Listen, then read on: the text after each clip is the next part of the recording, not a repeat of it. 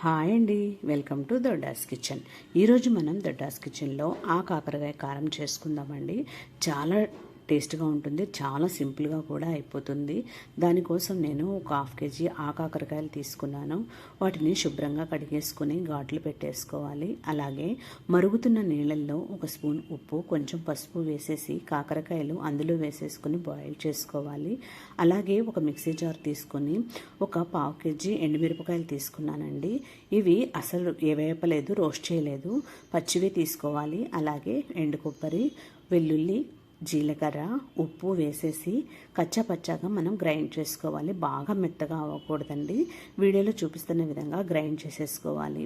ఇప్పుడు పొయ్యి మీద కళాయి పెట్టేసుకుని పోపు గింజలు వేసేసుకుని సన్నగా కట్ చేసినటువంటి ఆనియన్ కూడా వేసేసి ఫ్రై అవ్వనిచ్చేసి కాకరకాయలు వేసేసుకోవాలి. వీటిని ఆయిల్ లోపల వరకు వెళ్ళి మంచిగా ఫ్రై అయిన తర్వాత మనం రెడీ చేసుకున్నటువంటి కారాన్ని ఇందులో వేసేసుకోవాలి. కారం అన్ని పచ్చివే వేసాం కాబట్టి కొంచెం సేపు బాగా వేగనివ్వాలి. తర్వాత కరివేపాకు వేసేసుకోవాలి. అంతేనండి, కాకరకాయ కారం రెడీ అయిపోతుంది. సింపుల్గా, చాలా టేస్టీగా, ఈజీగా చేసేసుకోవచ్చు. తప్పకుండా ట్రై చేయండి. Please subscribe my YouTube channel దొడ్డాస్ kitchen. Thank you.